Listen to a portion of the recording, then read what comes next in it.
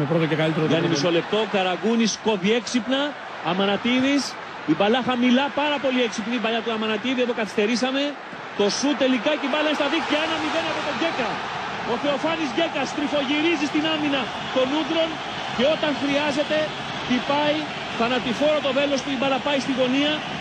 Ο Βεκ το μόνο το οποίο μπορεί να κάνει είναι να την κοιτάξει σαδιστικά να καταλήγει ακριβώς στη γωνία. 1-0 παίρνουν προβάδισμα στο 16 από αυτή την προσπάθεια με επιμονή της ελληνικής ομάδας. Από το Καραγκούνι η μπάλα πήγε πλάγια, έξυπνα, ήρθε από τον Αμανατίδη μέσα στην περιοχή. Ο Γκέκας την πήρε εκεί που νόμιζε ότι η φάση χάθηκε, στριφογύρισε και γυρίζει, στέλνει την μπάλα στη γωνία. Κοιτάξτε τι και πάλι. Αμανατίδης χαμηλά, πανέξυπνα. Κρατάει ο Γκέκας με το σώμα και εκεί που κλείνεται γυρίζει και στέλνει την μπάλα στη γωνία. Επιτρέψτε μου την ιερόσιλη σύγκριση, αλλά μου θύμισε Γκέρτ Μίλλερ η κίνηση του Γκέκα μέσα στην περιοχή. Πάρα πολύ ωραία. Και βλέπετε τον τερματοφύλακα που απλώς παρακαλάει ενώ είναι πλέον όρθιος, μήπως η μπάλα του κάνει το χατήρι και φύγει έξω.